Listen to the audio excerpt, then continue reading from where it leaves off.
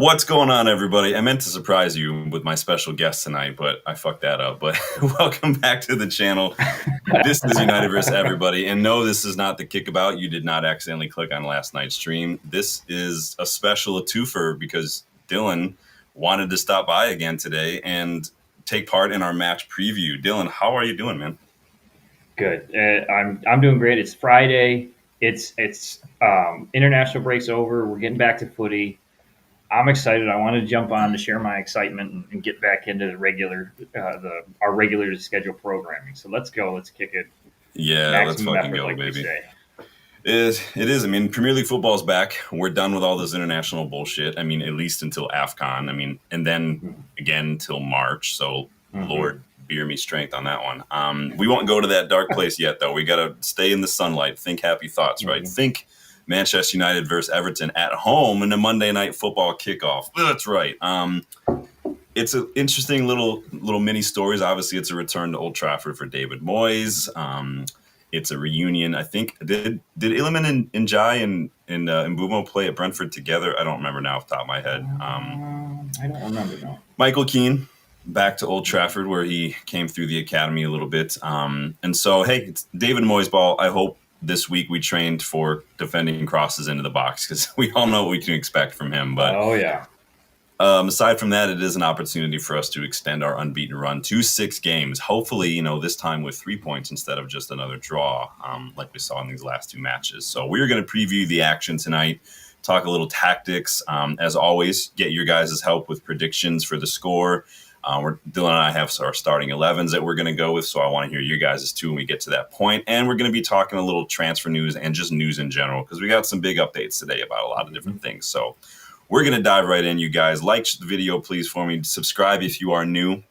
Check the memberships as well. It's the best way for you to get more involved in the channel, including Legends members. You do get to pop on the kickabout when we do these kind of things too. And then obviously go check out the United vs. Everybody store. I know I keep seeing it's like once or twice a day I see somebody is already like they're buying that Cantona thing already, man. Oh, yeah. That one really took off. So I'm happy with that. So, and then any gamers out there, FIFA or FC 26, I guess right now is, if you want to call it that, is half off right now in the Xbox marketplace for anybody who hasn't picked it up yet. So go check that out as always. First and foremost, we always get involved in the chat, see who's in here. Rob Taff in the house. Big up, Rob. Rob gets a special shout out later on. You guys will see what I'm talking about. Yes. Thank you, Rob. Always supporting the channel. Bikini Bottom is back. Welcome back, Bikini Bottom. Hope you're doing well. SpongeBob, I know people say SpongeBob is it's like not like adults will find it humorous stuff. It was just after my time, SpongeBob. It's like a lot of Disney movies. Even like when I grew up, the Disney movies, the prime Disney movies for me was like Aladdin, Beauty and the Beast, Lion King. That was like prime. Even getting into like Hercules, that was almost after my time at that point. So I know what Bikini Bottom is. I do not know what SpongeBob is all about. Justin's in the house. Justin. Big up, Justin. Hope you're doing well, man. Oh, yeah! Always good to see you. It's been a minute, Justin. I mean, I feel like everybody's just in the high gear right now. Everybody's busy. Everybody's hustling. Everybody's just going extra right before Thanksgiving, right? I don't know what the school schedule is like for you next week, Dylan. Like, when are you guys off? Our last day is Tuesday, so we have Wednesday, Thursday, Friday off. Nice. Some of my friends have the whole week off, and I'm like, don't even get me started. So Tuesday, you're just going to roll into classroom with that giant-ass fucking TV on the cart, ready to rock planet Earth, and everyone's like, yes. We started the movie on today. We said the last 20 minutes, like just starting. It's a 2-hour movie. Nice. It'll kill the hour. I love it. So. I absolutely love it. Rob says, don't need FC 26, edited the teams in 25. Hey, there you go. That works. You always got to look out, though, if they do a squad update, which they don't do anymore. So I guess you're fine there. So, hey, that works as well, especially if you have it on PC or anything, because you can always do mods and update the kits and stuff, too. So big up. Danny's in the house. Big up, Danny. Hope you are doing well. Hope you guys are enjoying your Friday. Let me know what you guys got going on this weekend, aside from, watching. Obviously, it's North London Derby this weekend as well. Yep, 11:30. So that'll be interesting. So big up, everybody. Keep making sure you get involved in the chat as we go along. Like and subscribe. Let's start off this because, honestly, what the fuck, Birmingham? What is happening here? Seriously, what is this? I was telling Sean beforehand, I was like, I'm getting Mario, like soundtrack in my head, Mario vibes from this, like da da da da da da. Da. No, I said it in Jarvis's channel yesterday. I popped in because he was talking about it too, and I'm like, this looks like, and I told you like this looks like the thumbnail for like a mobile castle building defense game, like a Clash of Kings type of thing. This looks like you could see Clash of Kings in big letters underneath or something. I don't know what this. Somebody tell me more. I'm not going to go do a history lesson on Birmingham City. I know Tom Brady's part owner now, right? Mm-hmm. You So think I'm you not think sure. they made it look like a crown because he's the GOAT for the I American mean, football? okay. Well, then I might be fine with it at that point because he is the GOAT when it comes to football. I mean, we like him because he went to U of M, so he's always got a soft spot in our heart for that one. Not didn't work out for him very well in the draft, right? I think he had some pretty low 199 emotions during that. Yeah. But hey, come with the man, come with the hour. Kurt Warner goes down, or no, it was Bledsoe. I think it was down. Yep. And just got to grab your opportunity when you get it, man. This guy is the absolute GOAT, dude. Rob says some kind of Inca thing. Nice. It looks. It's just makes weird. as much sense to me. So. It looks like the cover of like the Little Mermaid or something. Like it's just weird looking. Are those supposed to be like towers? Are they smokestacks? What is that? I think they're towers. It's supposed to be towers. That's weird, dude. I don't understand. Yeah, for anyone who's like looking at United's mock-ups and stuff, and yes, the circus tent. I don't like the circus tent, Dylan. I know you are all right with it. If you feel badly about anything about our new proposed stadium, just look at that, and you'll instantly feel better. You just will. But I don't know what you guys think. Somebody let me know who knows more about Birmingham City, what that's supposed to be, because I have no idea. Tim's in the house. That would make sense. Tim says a nod to their industrial history, like with the smokestacks. I think couldn't you just get like I don't know, make them shorter, or just do like I don't know, just make the stadium brick. I don't know, man. Maybe it's just a personal thing, personal preference. I mean, there's people who like certain kits that you like. I love the White Tiger kit. A lot of people don't. Like everybody's got their own thing, right? So I call it the White Tiger kit. It's not the zebra kit. White Tiger makes it sound tough. So, that's right. So that was interesting. I don't know. You guys let me know as we go along. We have our regularly scheduled laugh at Liverpool moment. If you guys want to have a little fun time here, if you guys, I can't play the audio, but it's closed caption so you guys can see. Let's just laugh at this. Let's all take a gander here.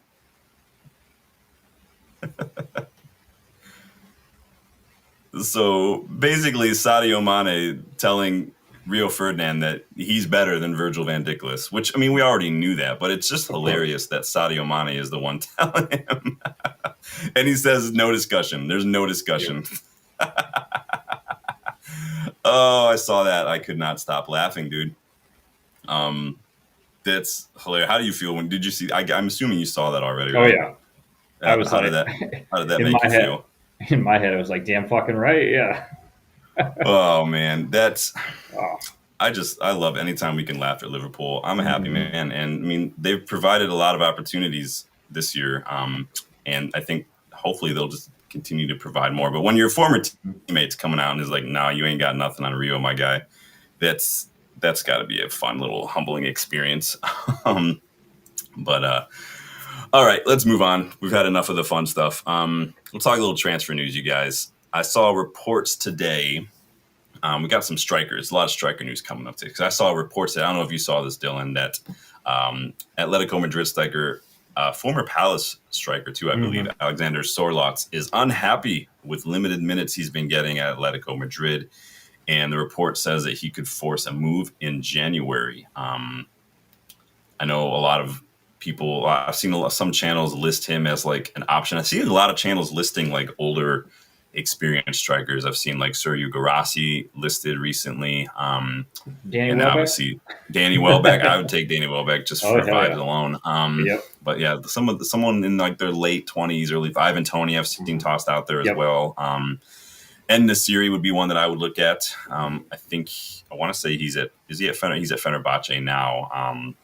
I was big on Nasiri when he was at Sevilla. Just those kind of strikers, just experienced strikers. Because I do think that I don't know what you think, but I think it just doesn't seem like Amorim rates Joshua Zirkzee too highly. No. So I feel like we almost, whether out of necessity or just out of Amorim's preference, it almost feels like we're going to be in the market for a second striker option at some Oh yeah. point. Oh yeah. So I don't. What do you think about Go ahead.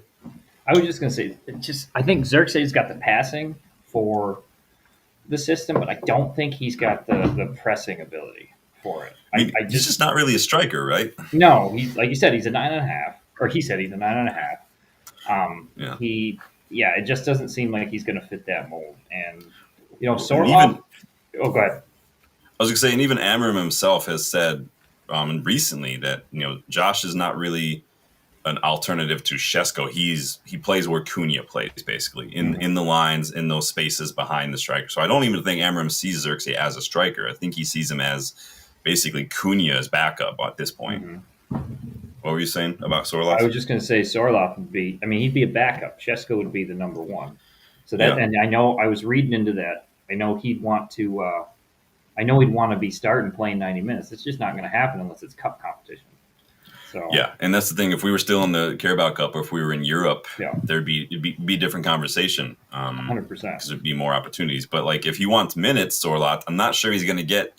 If he's not happy with the minutes he's getting at Atletico, I don't think he's going to be happy at United, because we're only got one match a week until the FA Cup rolls around. And if that's again, that could be agent just saying, "Oh, United's interested," try to drive up interest. So yeah, that never happens, right? No. Never ever. What's his contract situation? If I look up his contract situation and it's up in the summer or something, I'm going to be like, "Yep, we kind of know where you're getting at here." Let's see here. Okay, so no, it's run until 2028. They just signed him about a year and a half ago, but they paid 32 million euros for him, which is kind of a big deal. Interesting. How old is he now? Sorloth. In his 20s, late 20s, I think. It's got to be like 29, 30 by now, right? Oh, I have no idea. Yeah, he's 29. He'll be 30 in about a week, 2 weeks or so. So, again, ticks that box for me. Maybe someone who's a little older, like your Ivan Toney, your Enesiri kind of realm, right? If he's willing to come in and just play spot minutes to come in, I'd take him in a heartbeat. Yeah, but I don't think that it's not what he wants. So. Jarvis in the house. He's got some big talk here. He says Sorloth is actually better than Šeško. Are you just saying, is that your Norwegian bias kicking in, though, Jarvis? I mean, let's be honest. I'm going to put you on blast here, buddy. But, big up Norway, too, Jarvis. I'm glad you're live because, you guys, the more I look at that squad, you guys actually are pretty deep. You guys got some really good ballers in that squad. I think Norway could bloody a few noses this summer, and so I'm here for it. I'm excited to see what the draw has in store, but I know the pots have been out. I haven't looked at the pots extensively, but big up Jarvis. I think that you could argue he's better because he's 29 and he's been playing, 8 years more, right? I think Šeško has potential. I think as of right now, where they are in their careers, I think you could probably say that. But I think that Sorloth's probably already hit his ceiling, of course, right? And I think Šeško's on his way. But interesting. If Ivan Toney wanted to come back, I'm just saying I'd take him. As long as we just keep him away from casinos and apps and stuff. I know a lot of you guys would take Ivan Toney back. I wouldn't be opposed to. I still wish we had Cavani. Cavani's obviously almost 40 now, so it is what it is. But yeah, I would take Welbeck. I would because I'd love to take Welbeck. We have a soft spot for Welbs on this channel, and as United fans, Minnie, how you doing, Minnie? He's in a playful mood right now. Rob says Norway aren't as good as Wales. Oh, he's going to start a rumble in the chat. It's on now. 2 fans enter, 1 fan leaves. Welcome to Thunderdome, bitches. Let's do it. So yeah, Sorloth. Obviously there's just rumors. I haven't actually seen us linked. I just saw this kind of stuff. But it's interesting when you look at our attacking situation. Obviously, Šeško is going to be out for a couple weeks. I don't know what's going on with Zirkzee, because even when you don't play Šeško, we'll play Cunha as a 9 or something, or Mount as a false 9. And so, what does Zirkzee have to do basically to get some minutes? Do you think that Amorim is holding that Grimsby Town defeat over some of the guys that started that game? Because that was like a Kobe Manu start. That was a Xerxes start. Do you think that that's Yeah. playing into it at all? I definitely think, and sorry in the background, Minnie's deciding that she's going to mess with stuff. Cats. What are you Yeah. gonna do? But yeah, I think and I don't even think it's the skill level. I think it's 100% the way they came out. They came out with the wrong attitude, and I think that's played a huge role in how he's approaching that. And the fact that when we came on, when they had Mbumo come on, we had Bruno come on, Shesko come on, we looked 100% better. I mean, that played a big role, I think. What did he say after he said the players that today spoke loudly for him? They said their performance spoke loudly after that Grimsby Town match. Maybe that has something to do with it. Maybe maybe he didn't see attitude. Maybe he didn't see mentality. Maybe he didn't see effort. I don't know. Same kind of thing we saw with Ten Hag, with Sancho and whatnot. The same kind of thing that Amorim's done with like Rashford. If you're not 100% focused, and that's what I keep coming back to with like Kobe, for instance, is that like where all the reports we're getting is that Kobe wants to go to the World Cup, so he wants to play, and that's why he wants to leave. And I'm like, we know that Amorim has already basically done this with Rashford. If you're not 100% focused on United, off the pitch, training, on the pitch, on the bench, whatever, dressing room, then he doesn't think that you're up for it. If Kobe is truly more focused on getting minutes for the World Cup, I don't see a place where Amorim maybe just says like, yeah, you're not going to play because your mind's not in it. Like I see that as a very real possibility, honestly. I don't know. It's interesting because I know some people. We did that vote a couple weeks ago, and everybody said and like to keep Xerxes. Xerxes has a role, but I'm not sure what that role is, other than just back up to Cunha at this point. And if he is, we need a striker, right? Yeah. I don't know. Speaking of strikers, though, Nathan Salt has linked us to Danny. I hope you're watching the 16-year-old Ireland striker. His name is Michael Noonan. Pretty Irish name. He plays for Shamrock Rovers, which is like the most Irish name for a club ever. By the way, the only way it could be more Irish if they were called Patio Furniture FC or something. Get it? Didn't. That was good. Thank you. I gotta get. I mean, I don't have kids, so I gotta get my dad jokes in now and then, every now. So just go for it. That's like my age-old Irish joke, but I figured Danny's ears would perk up. He did have a good under-17 World Cup. 3 goals in 5 matches, 3 times man of the match for Ireland's under-17s this month alone. So he's a regular in the first team now. He's got 8 goals, 3 assists. He was man of the match against Cork City with a brace back in like September, or maybe it was July, I want to say. He also holds the record for youngest goal scorer in UEFA competition. He got a goal against Molde in the Conference League. And he's 16. So playing first-team football in UEFA competition, if you count Conference League as UEFA competition. I don't count it as that, but he's not allowed to move until he's 17, I think. So, but we have been linked. So we've got 2 ends of the spectrum here, Sorlots, and then we've got more young players like the Cheeto age and stuff. Do you watch any of the under-17 World Cup at all? I did not, no. Yeah. Danny, let us know about him, buddy. Yeah, I watched a lot of the under-20 World Cup. I did watch a little bit of, I think it was... I can't remember now. It was just the other day I watched something in the under-17 World Cup. I think it was France and somebody remind me. But yeah, I don't know enough about this kid. Obviously, I don't watch Irish League football. I don't watch under-17 World Cup very frequently. Let's look at what. Hold on, Jarvis is making his case here for Sorlots. Hold on, but on a serious note, look at Sorlots' numbers. He has hit 20+ goals in La Liga for 3 different clubs. That is proven output at a top level. Yeah, I mean, I don't think anyone's disagreeing that he's ahead of Shesko right now. I think that it's like comparing Lenny Yoro to like one of the best defenders. Of course, he's better. He's younger. Let me look up Sorlots' numbers here. But while I'm looking this up, Dylan, what are your thoughts on just a lot of the young players that we've been linked to recently and the young players that we've brought in as well? I like it. We've talked about it. We've had, a dearth in the academy. We really haven't had a direction in the academy. And to be going after quality young players that are going to help build that mindset, the right mindset, learn positions, grow the academy not only for possible first team notes, but also if they're not going to make it, not going to be the best, we're going to get good bang for our buck for selling them on. Mm, This all is trending in the right direction for me. The way the mm-hmm. academy has been building over the last year or so, I'm all for it. Yeah, I like it. I think we want to have a good balance too, right? I love that the hard part is when you get these players like this Noonan kid who, yes, they're 16, but like Sekou Kone, like Diego Leon, they're also playing first team football. Now, yes, it's first team football in Ireland, so obviously doesn't translate, but um, it's always going to be interesting to see how they feel about maybe just taking a step and going to the academy because he's 16, he can't even play in the Premier League right now. Just doing that, so. Then he probably goes to Brighton, become another Evan Ferguson 2.0. So I'm looking up Jarvis. I'm looking up Sørloth's numbers. I don't see 20 plus goals. I only see 20 plus goals for two clubs, Atletico and Villarreal. He didn't get 20 for Sociedad.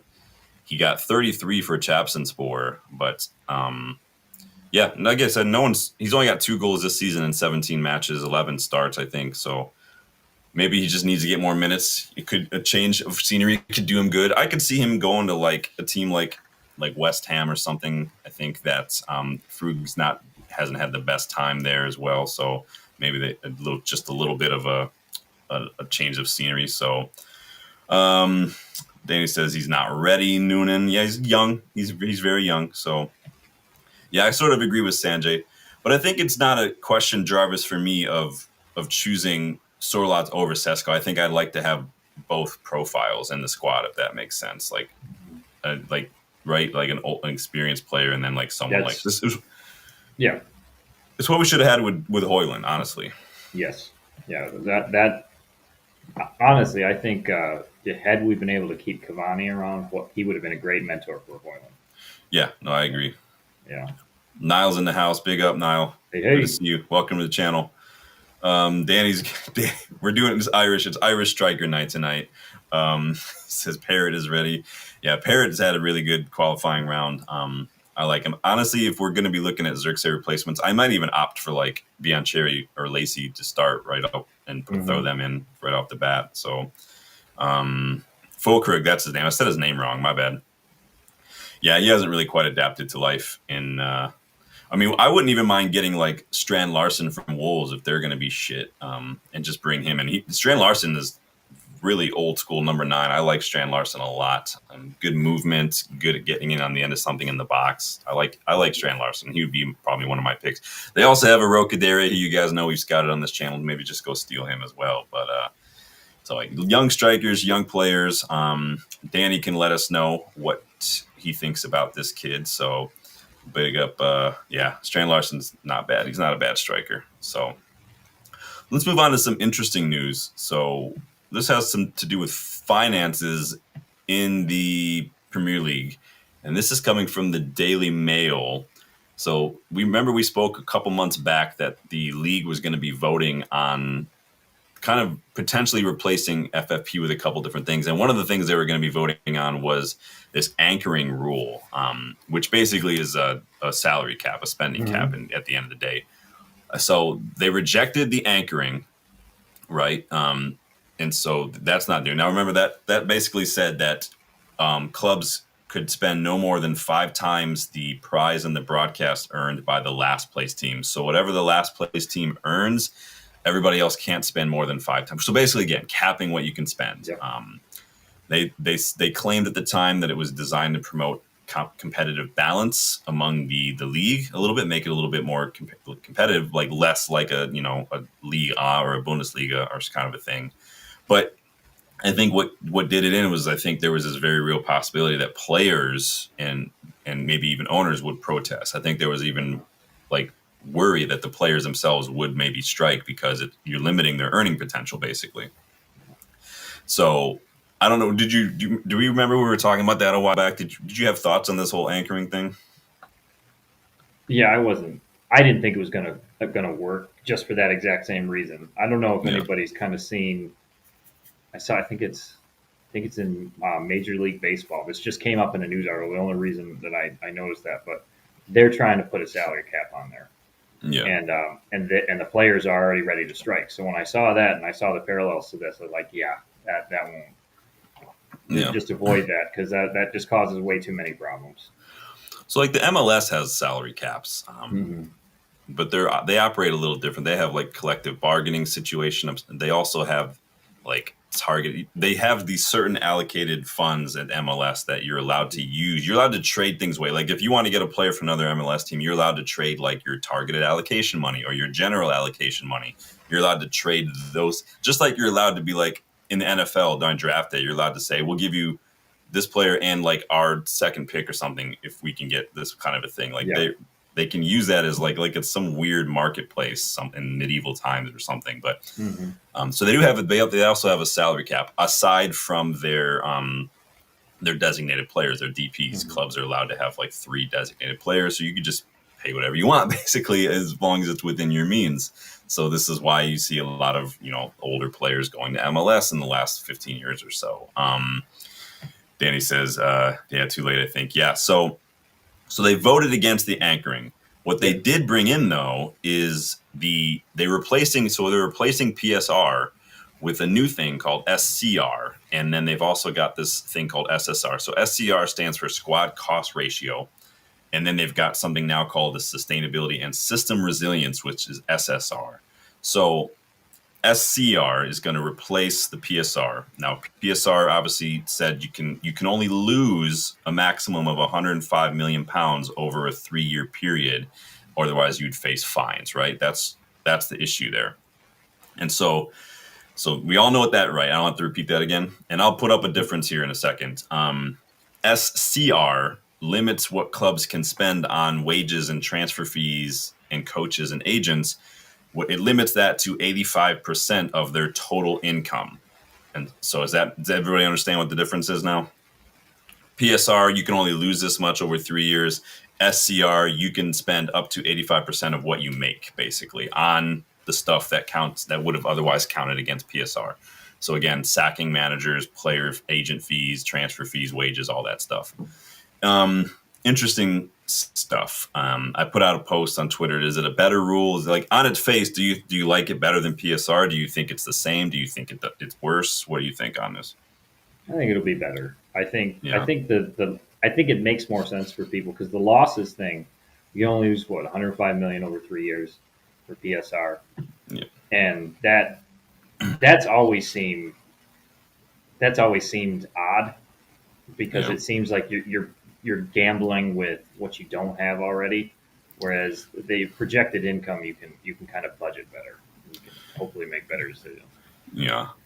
So Rob Taff shared this in the WhatsApp group. Mm-hmm. So again, starting 11 and Legends members, there is a WhatsApp group for you. If you scroll down in the community tab, I might put up a fresh post. So it's because I wish that YouTube would let me pin post in the community tab. It would make it easier, but they don't. But he sent me this in the thing, and I wanted to make sure I give him a shout out because he's the one who found this. So this is basically a side-by-side comparison that Rob Taff said. So obviously you've got PSR on the left, SCR on the right. So basically PSR focus more on profit versus loss, whereas SCR is focused more on the on-pitch spending.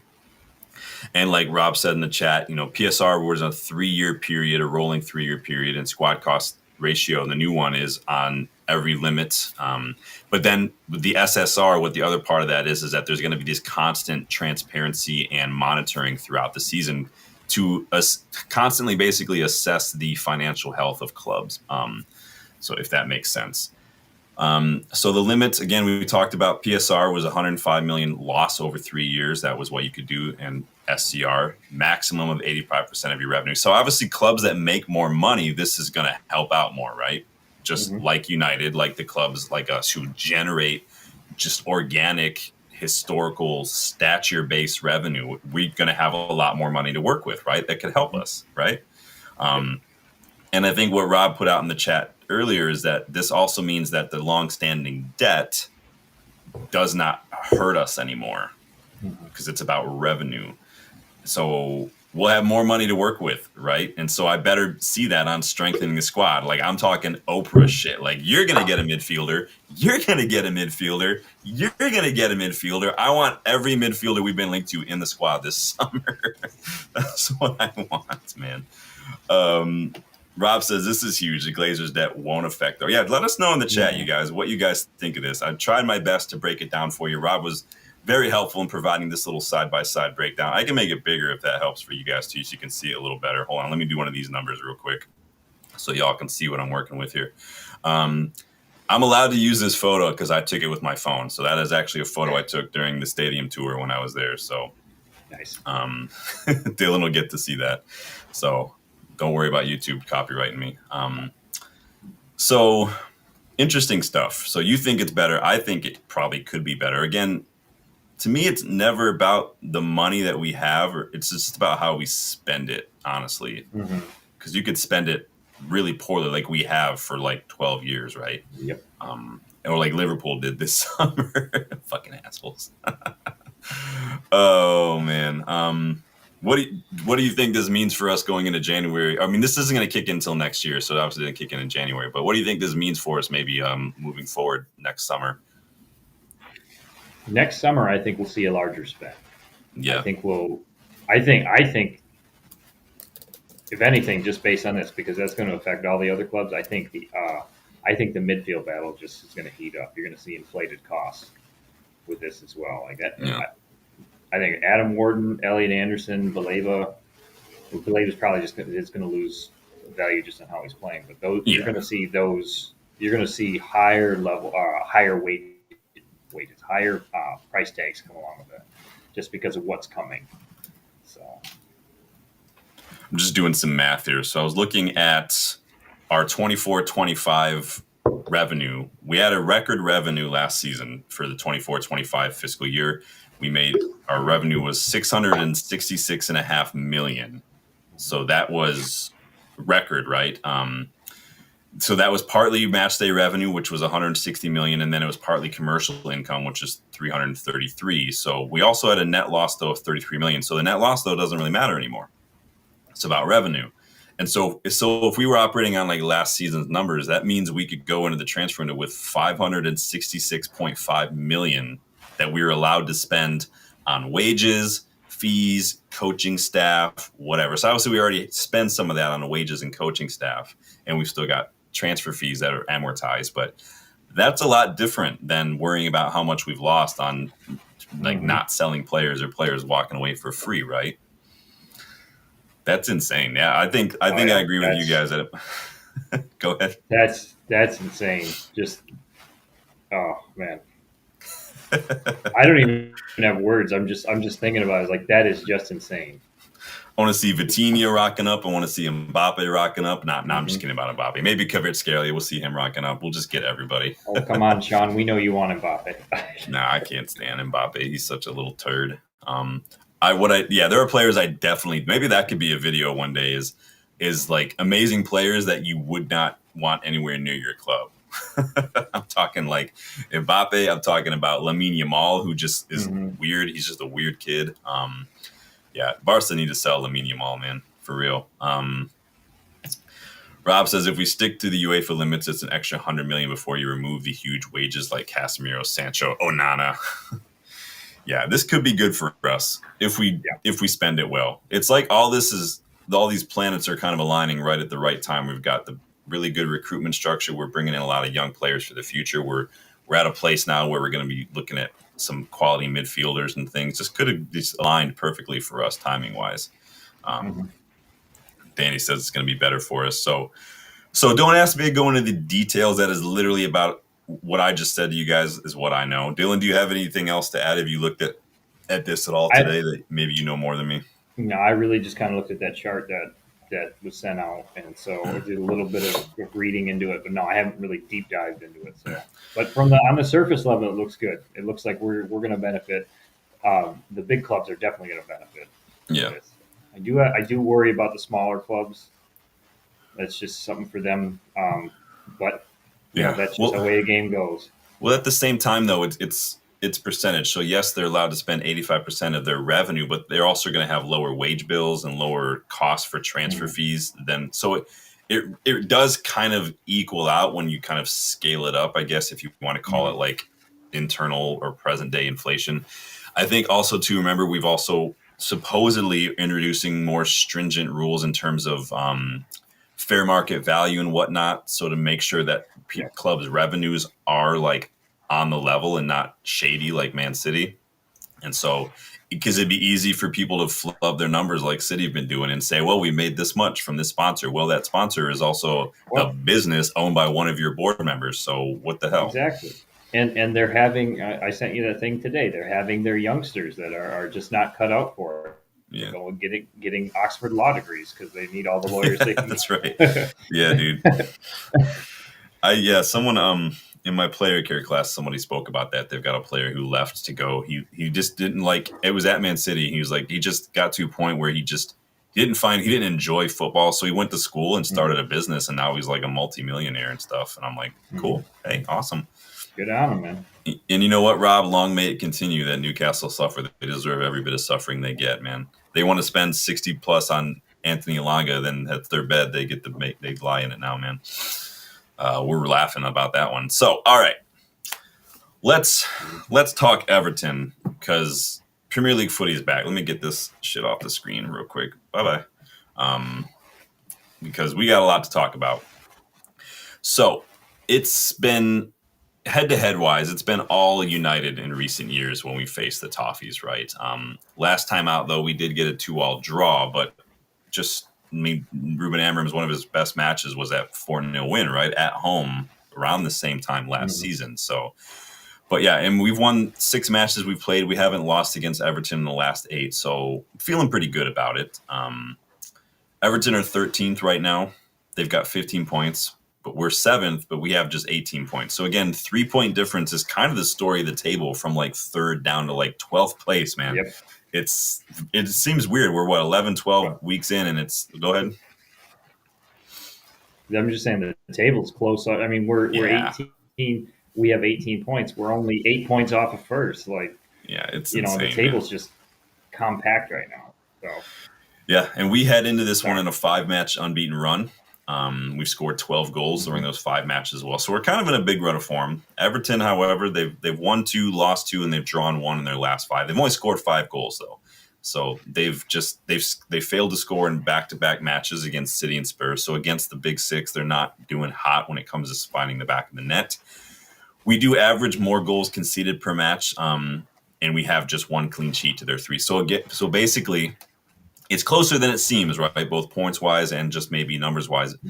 Everton are very good at making themselves hard to break down. Defensively, they're also just not great at scoring goals. And so we know what to expect, I think, from a Moyes side here.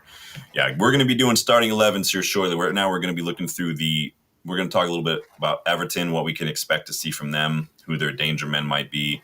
And then we're going to talk about a little bit of how I think and maybe how Dylan thinks too, how we should set up, how we can, who's going to be our go-to guys in this one. And then obviously we'll get everyone's starting 11s and we'll get your score predictions. Dylan sent me his starting 11 and I've got mine. I know, Dylan, don't think I don't see what you're doing here. You're jumping into the WhatsApp group. You're trying to volunteer for more videos. I know you're plotting your takeover, dude.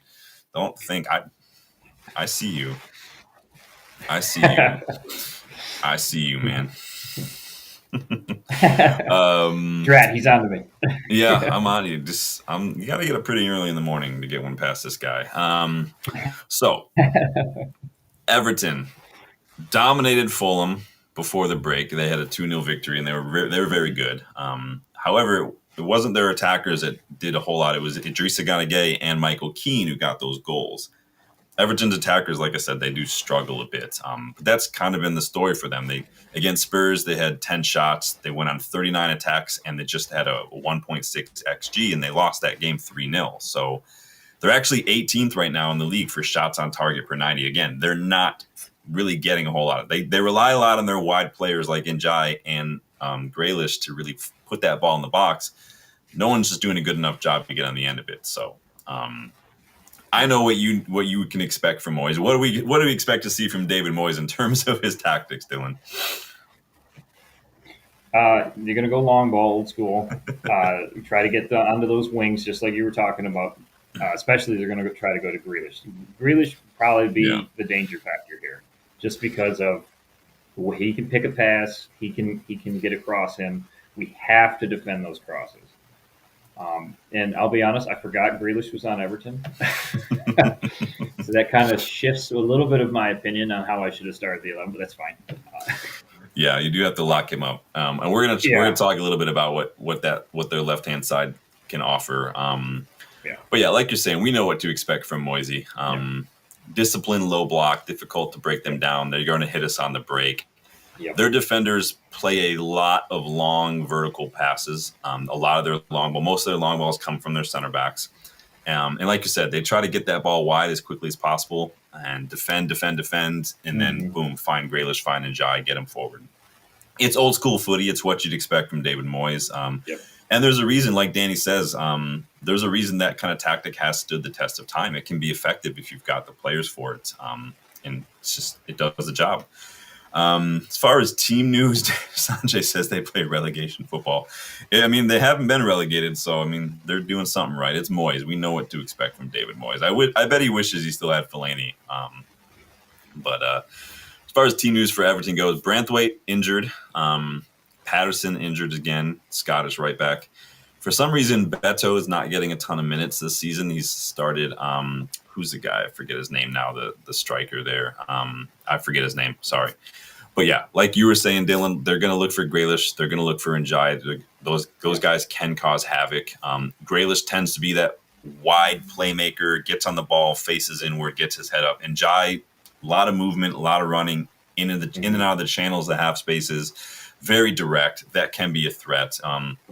And then they also have a little versatility, though, when it comes to the players that can cause problems. So I'm going to put this up on the screen. So Mykolenko, their Ukrainian left back, he helps Grealish be a little bit more effective because if you look here on the screen, so I've circled Mykolenko, he gets forward a lot. You can see Everton's line are pushing up high.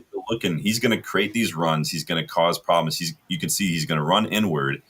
And now you've got Grealish all on his own because you've got Mykolenko making this movement. And we tend to struggle against that. These wide overloads, these movements, these runs, we don't really seem to know who to pick up. And it's a problem when you've got someone like Ahmad who's just not a natural defender.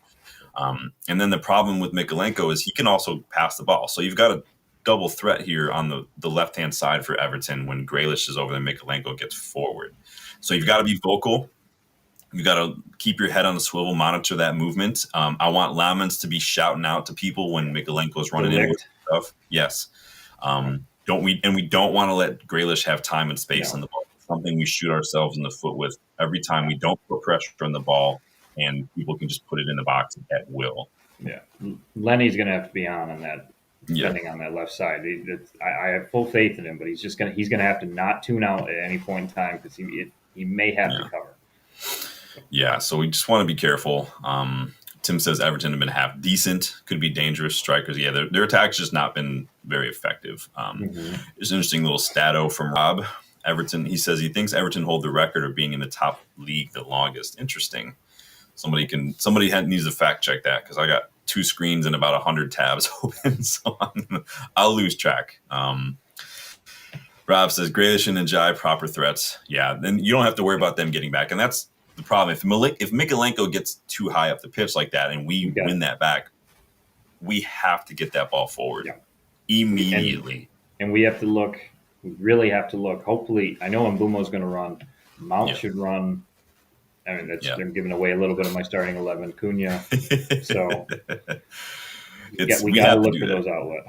Yeah, we have to get that ball out. Now, I don't know if we're going to see long ball like we've been seeing because I'm going to show you why I don't think we're going to see long ball because Everton's attackers, they press the opposition defense. Their attack is very pressing, high press.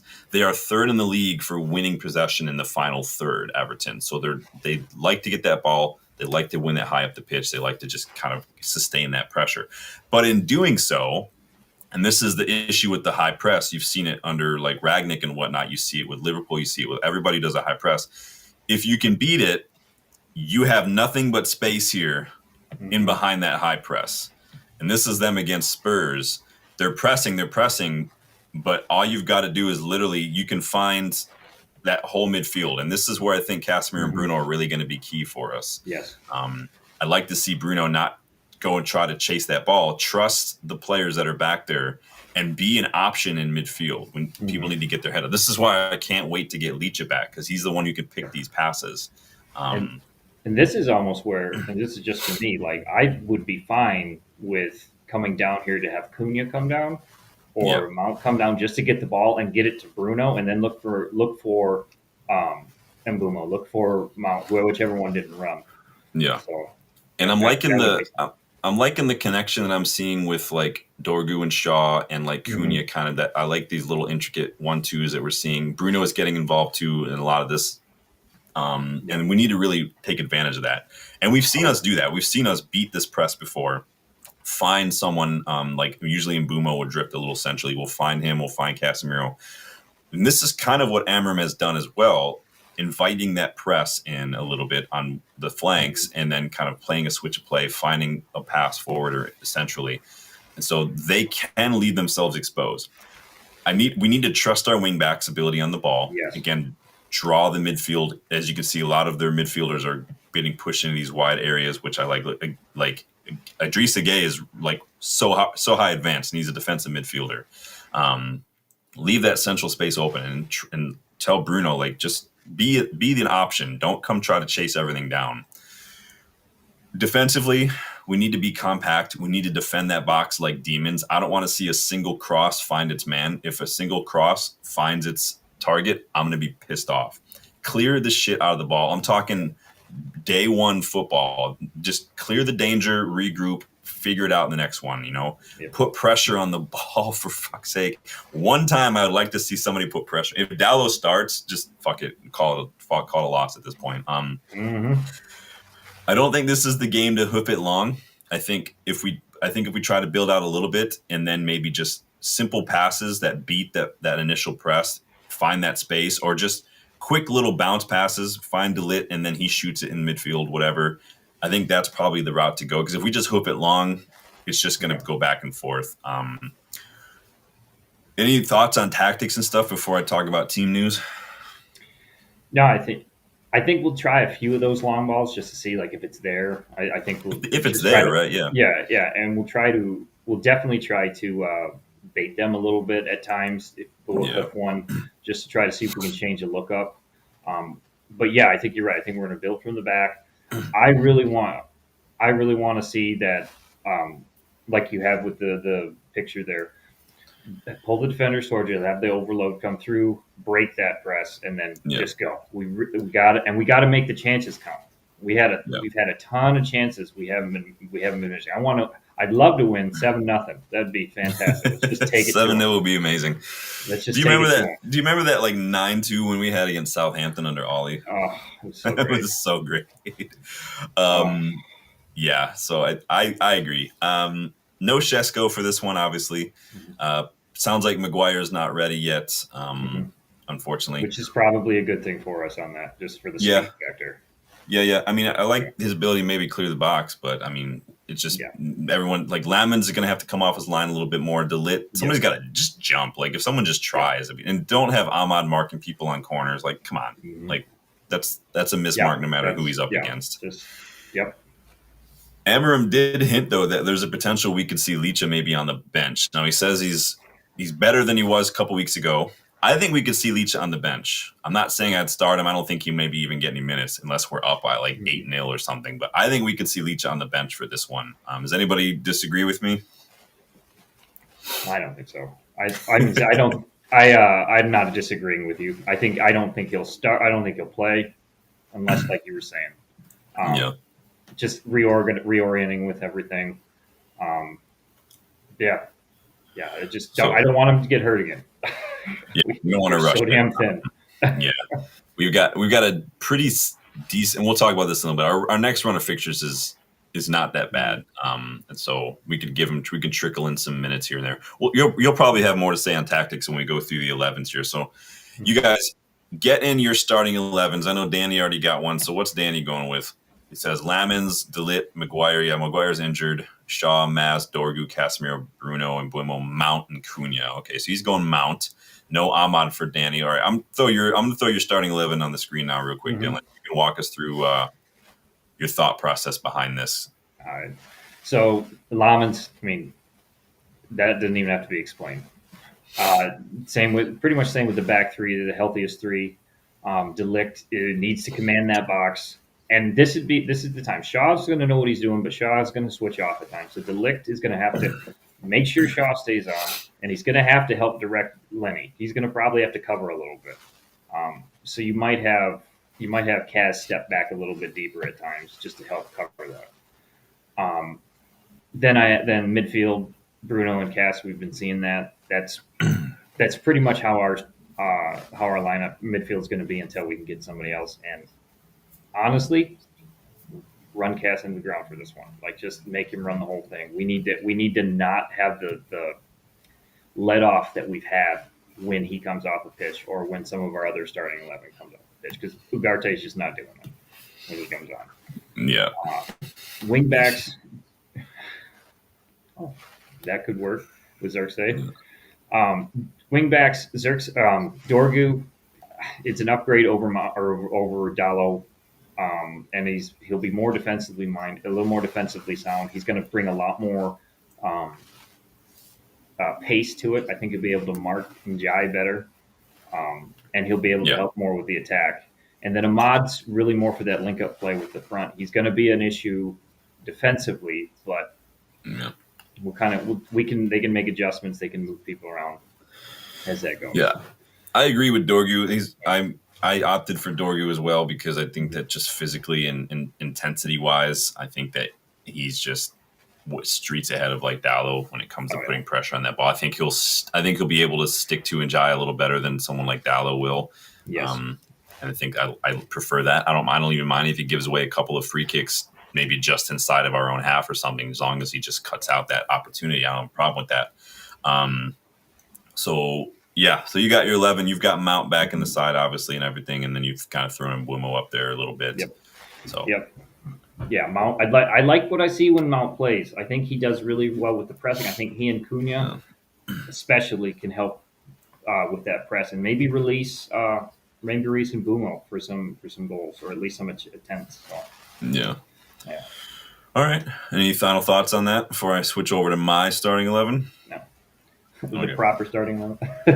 No, I mean, mine's literally, and part of this does have a lot to do with the fact that Amorim doesn't change a lot unless he has to. And so mine is basically identical to what we saw against Spurs recently, with one change. And the change, obviously, is Euro is in for Maguire because Maguire is injured. But it's basically the same. I want someone with a little bit more of natural defensiveness on the right-hand side on the wingback role. So I went with Mizraoui. But again, against Spurs, we saw Ahmad in the 10 and we saw Bruno in the 10s, and Cunha was the 9 a little bit. And so I don't think Amorim will change a whole lot.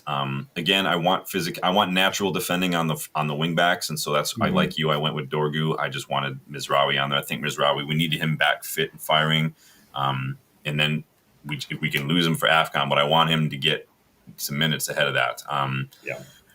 I want Ahmad on the pitch because I do think Ahmad is always a threat on the ball, and I think that we're better with Ahmad than we are without Ahmad personally. But again, this is the front three that played against Spurs. Mbeumo grabbed a goal in that match. Ahmad had an assist in that match. Bruno, I think, got an assist, or I can't remember off the top of my head. So I just figured just roll with it. I just know that Amorim doesn't change a whole lot. He doesn't have to. There's a chance maybe Casemiro could get a rest after the international break, simply because he's older now. So there's a chance maybe Amorim might say we're going to give Ugarte a start or something, because I don't think Manu's fit either. Nope. But Amorim also said it in his presser that, when it comes to AFCON, when it comes to injuries, that this is the reason also we have the academy for times like these when we've got players that are leaving and whatnot. And so so that's my 11. Again, nothing really changed from Spurs other than one defender because of injury. Who else? Let us know your 11s in the chat, you guys. What do you think? Who had the better 11, mine or Dylan? I mean, do you want to go with this one, or do you want to go with this one? You guys let us know.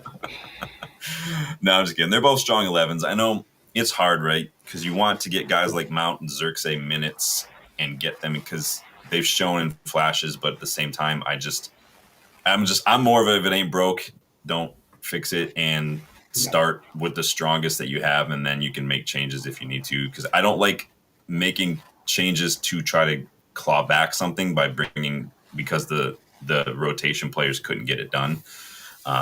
If that makes sense. But so there's some starting 11s.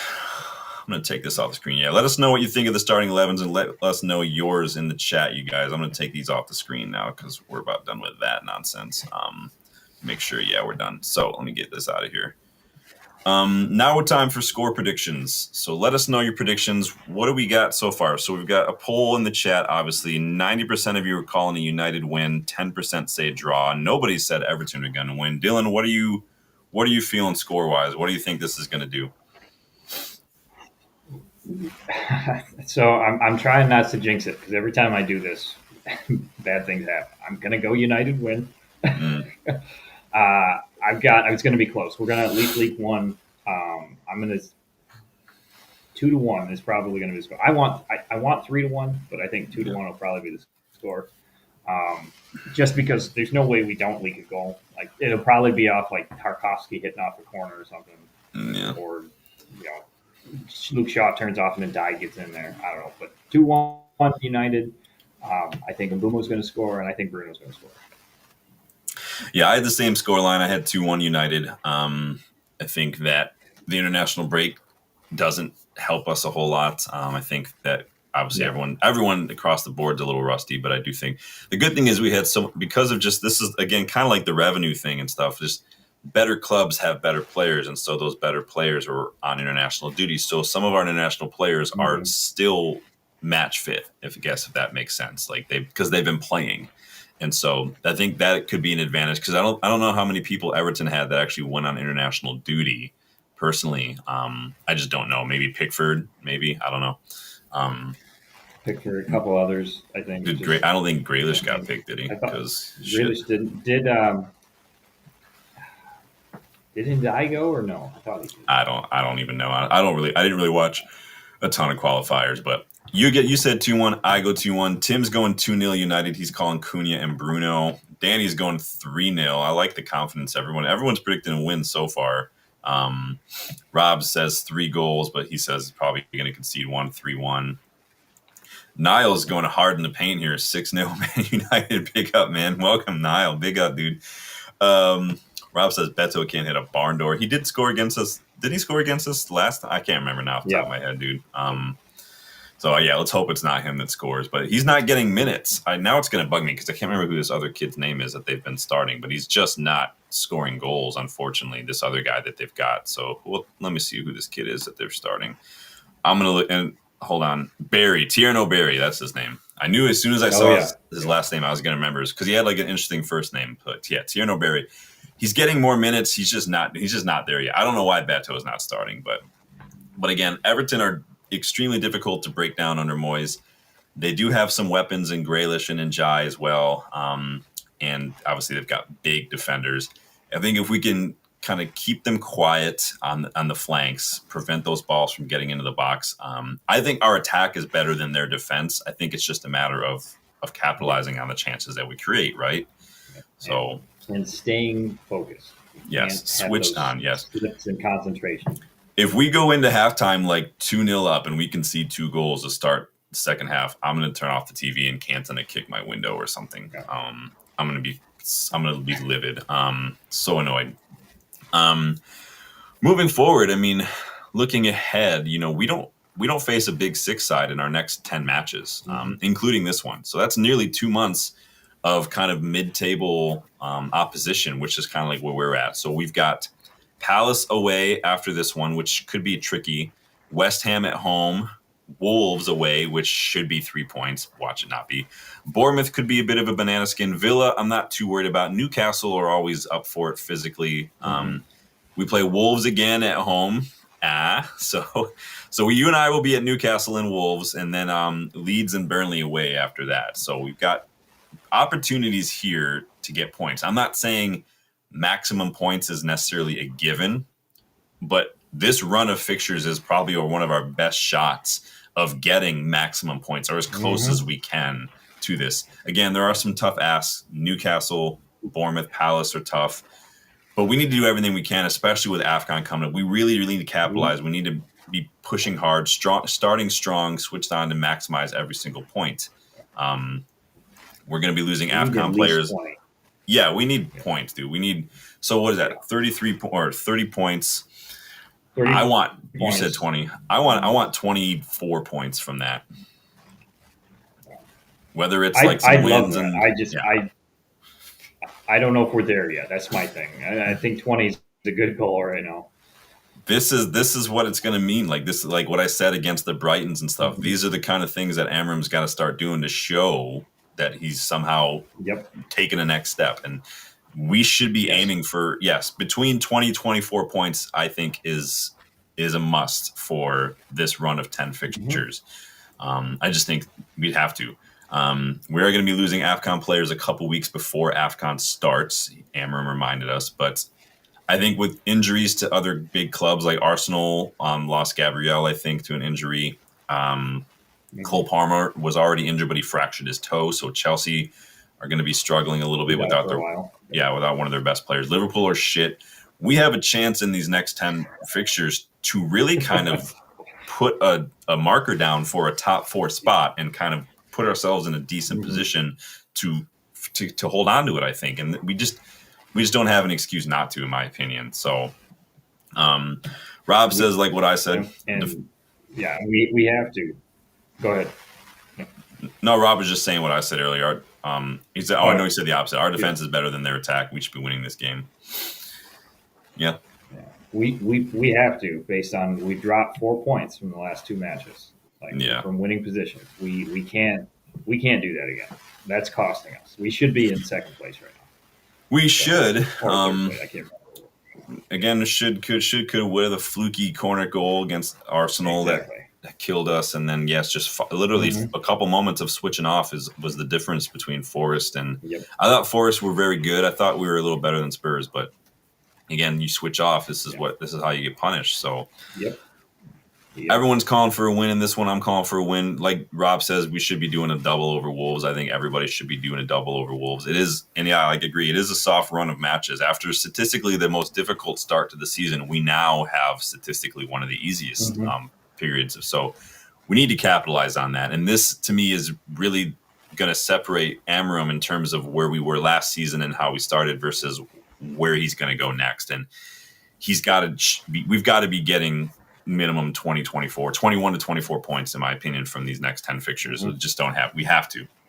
It's a big ask, I know, with AFCON, but that's just part of it. Crisis management is part of these criteria for managers, and this is part of it. So no excuses, play like a champion.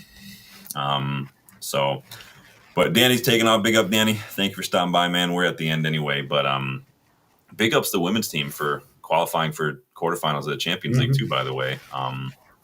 They lost finally to Wolfsburg, but they finished 4th. So Bayern Munich are not in. So hey, cool that. But hopefully we'll be back talking about 3-point. Dylan, you have any final thoughts on any of this? I hope the lads do well on Monday. Just one final thought about the kickoff the other day. I have to get this in. I was telling Sean about this before the show. I need to issue a public apology to Emma. Who's Emma? She watched the video. Oh, my girlfriend. There it is. There she is. She watched the video and liked it. She did like it, but she called me out for not giving her enough credit. Hold on. Did she like it or did she click the like button? There's a difference. I did not ask. Well, this could be the difference between another date or not, in my opinion. So, all right, continue. But she was like, I didn't give her enough credit for her football knowledge. I was wrong. She does know about football. She is an AFC Wimbledon fan. Her favorite player is Adebayo Akinfenwa. She was a big fan during the Mark Robbins era. So just want to amend that. I'm sorry. She really does like footy. She just doesn't care as much as we do. Well, you better hope that you need to sit her down, like I probably should have done with my wife when we got married, and just really explain to her, like, you need to understand the depth of my past. This is like fever pitch. Like, you need to understand this, because if you're not prepared for this, like this like I was going to different church services on Sundays depending on when United kicked off because I'm like, oh, we've got 11 a.m. kickoff. I'm going to first service today because I'm not missing this match. So that's kind of thing I'm talking about. And so it is what it is. Like we're supposed to be doing trivia on Monday, and I'm like, well, what time? Because I'm going to be watching this. I've got things to do. So, I mean, we'll be fine. We'll win trivia. We always win trivia. I'm not too worried about that. But it is what it is. But yes, big shout out to Emma. I mean, you get kudos for knowing your footy. You lose a couple kudos for not caring much, but you'll be a United fan before long. It's just the way it works. You can't. It's contagious. And when you see the passion, just have her watch the '99 final sometime. Just when you're chilling, just have it on in the background, and then just watch it, and then she'll be hooked immediately. Yep. So. But thank you guys for stopping by. Please make sure you guys hit that like button. Please make sure if you weren't able to catch the live stream, no worries, but leave your predictions, leave your score predictions, leave your thoughts in the comments. You guys know I always check those comments as well. Make sure you're subscribed if you're new to the channel and you like what you see. Love seeing the subs go higher and higher. If we get to 3K before Dylan and I go, you guys have a little more than a month now. If we get there before Christmas, I will buy the winner we'll do a giveaway and I'll buy the winner something from the mega store. Dylan will be there with me, so he'll hold me to it. But we can only do it with your guys' help. Hype the old videos, like, subscribe, share, whatever you need to do. Tell your mama, tell your kids. Come up with 80 different, YouTube accounts if that's what you want to do. I don't care. Don't do that. But sorry, YouTube, demonetized. But yes, thank you guys for stopping by tonight. I will see you guys maybe this weekend if we have some news to talk about. Probably this weekend. I might throw a scouting report special in there at some point. You guys know I'm always looking at. I've got 3 more videos locked and loaded. But Kai, you're late, buddy, but we're just taking off. But it's good, man. Appreciate you. Take it easy, everyone, and see you guys when I see you. Enjoy your Friday. Take it easy. We're going, everybody.